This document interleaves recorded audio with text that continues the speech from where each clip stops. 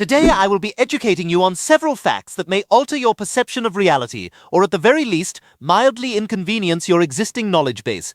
We begin with something surprisingly overlooked in everyday life. Bananas are technically radioactive. Not in a dangerous sense, Peter.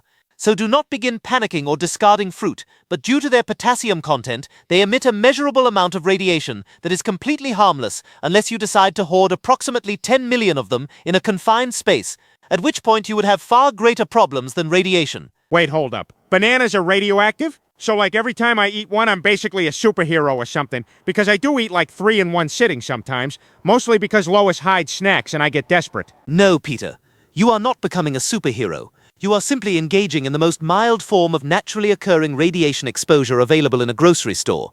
Moving on, dolphins have been observed calling each other by what can only be described as name-like whistle patterns, meaning they may possess a form of individual identification that predates human written language in complexity.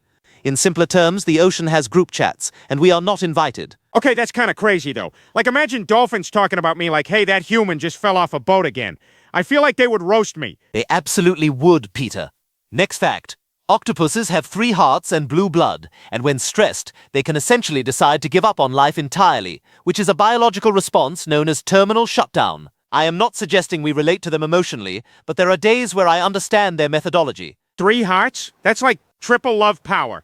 Also, what do you mean give up on life? That sounds kind of dramatic for an animal. Indeed it is dramatic, Peter, but evolution does not concern itself with emotional framing. Finally, time perception is not universal. Studies suggest that the human brain can experience time differently depending on age, attention, and novelty. This is why childhood feels longer than adulthood, and why sitting through your explanations, Peter, often feels like a mild distortion of space-time itself.